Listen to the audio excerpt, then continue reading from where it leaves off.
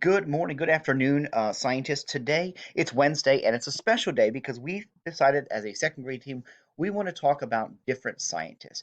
And we're going to start with some scientists um, that lived a long, long time ago. This is George Washington Carver. He is a scientist of color. He's a very important man, and you may have heard of him before. You may have studied him before in kindergarten or first grade or even second grade. But today I want to talk about this really awesome dude, George Washington Carver. So I want to read this story to you and for you to learn more about George Washington Carver. If you also want to read this story, you can find this same book on Epic. Ask your teacher for the code, or you can see the code up here at the top. Read 43521, I believe is the book. So it says, Yum, meet the inventor of peanut butter, George Washington Carver, and learn about the important work with peanuts and other plants. So sometimes when we think of scientists, we think of test tubes, we think of scientists, um, doing all these things.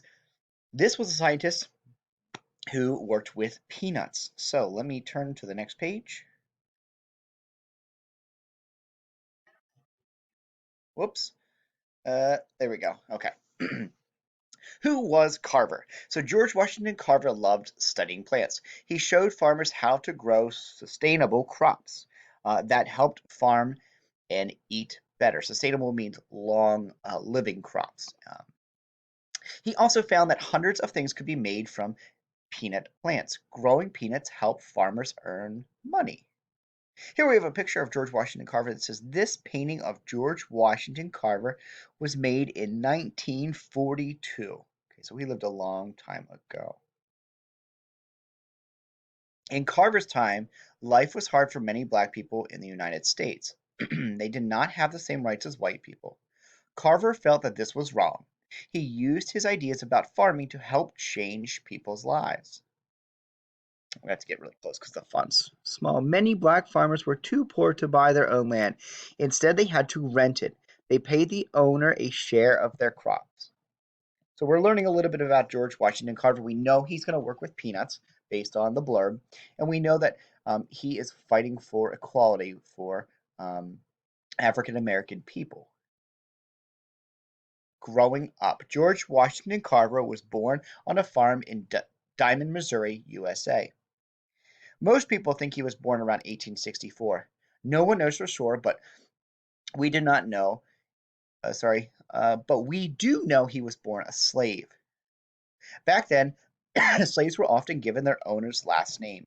George owners were Moses and Susan Carver. Sorry, Mr. Gilbert's having a time.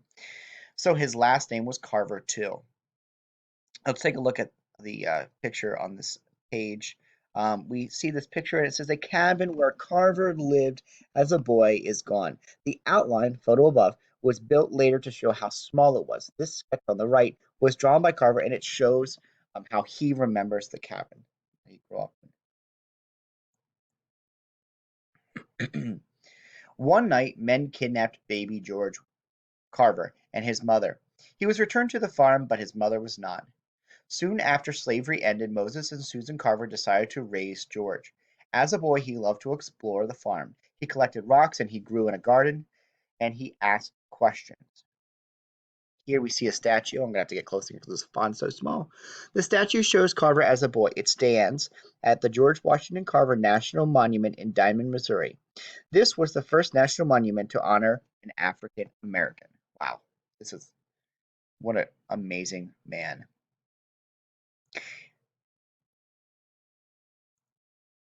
In his time, Carver grew up in the Midwestern United States during the 1870s.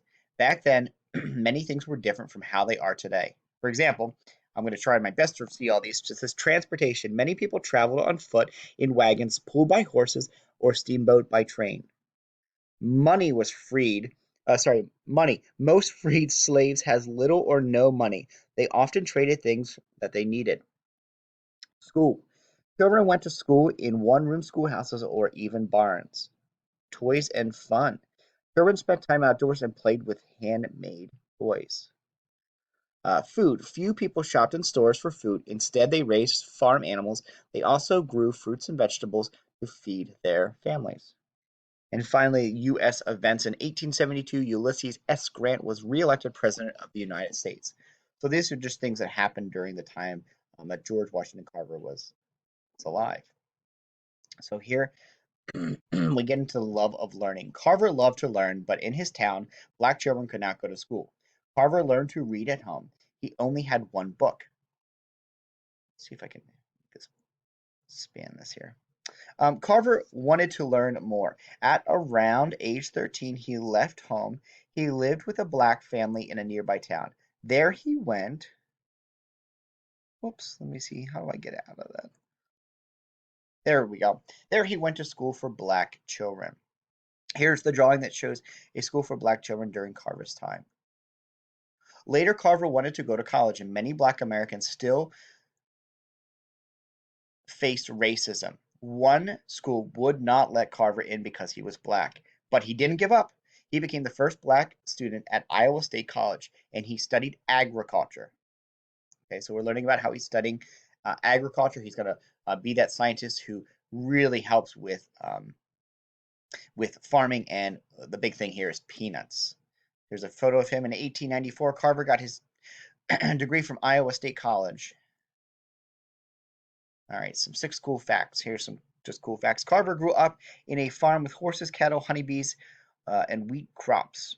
As a boy, Carver helped people with their sick plants. They called him the plant doctor. Okay, I didn't know that. That's pretty cool. Number three, the U.S. Navy named two ships after Carver. Did not know that as well. Wow. Carver added Washington to his name because another George Carver lived in his town. Number five, Carver loved art. He made paint from berries. He tied twigs together for a brush. Very cool. Number six, the U.S. president asked for Carver's advice on farming. Wow, so he's meeting presidents. An important man. All right, helping others.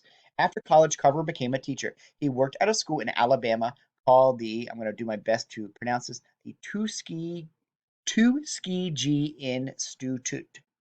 Tuskegee Institute. Oh, there we go. Tuskegee Institute. There, he did important work with plants. He found many new ways to use sweet potatoes and soybeans. He invented hundreds of new things, such as paints, plastic, and dyes. All right, pretty cool. Okay, so he is an important man, big into farming. He's inventing things um, with plants, paints, plastic dyes. Here we go. He also wanted to help farmers, so he built a classroom on a wagon. It was pulled by mules. He drove the wagon to nearby farms to teach about agriculture. Here we have a photo. This was the first wagon classroom Carver used. That's pretty neat. And another photo with the caption, most farmers couldn't come to Carver's classroom, so Carver wanted to bring his ideas to them. Carver thought that planting peanuts could help farmers too. Peanut plants will keep the soil healthy. Farmers could use this crop to earn more money. Carver had found more than 300 ways to use peanut plants. They could be turned into glue, medicine, gasoline, and even paper. Carver said that a massage with peanut oil could help a sick person. The oil was sold in bottles like these. All right, so he's inventing tons of things. What a just amazing scientist here. Good ideas. Carver traveled. He gave speeches about farming. He spoke about peanuts. He also spoke about treating all people fairly. In 1921, he spoke to the U.S. Congress. Some people in Congress didn't want to listen to a black man, but he had good ideas. Finally, Congress listened. They shared their ideas, excuse me, with others. In his own words, I want to feel that my life has been to some service to fellow man. Well, I think we all know it has made just a ton of difference in all of our lives. Carver died in 1943, so it was a long time ago before you and I were born. He was around 79 years old. Carver's hard work helped many people. His ideas helped poor families have better lives. His story shows the power of learning and helping others. So, I mean, not only was he just this amazing scientist, but he really helped all of these people because of his work in agriculture. There's some pictures and captions. It says the George Washington Carver Museum at our institute, and Carver's picture appeared on a 32-cent stamp, U.S. postage stamp in 1998. It was the second stamp with this picture. So what in the world? These pictures show up close views of items from George Washington Carver's time. Use the hints, but to use the hints to figure out what's in the pictures. So I'll let you guys do that if you want to do that on your own. We're going to pause here with our book, finish our book. Thank you so much for joining me for this special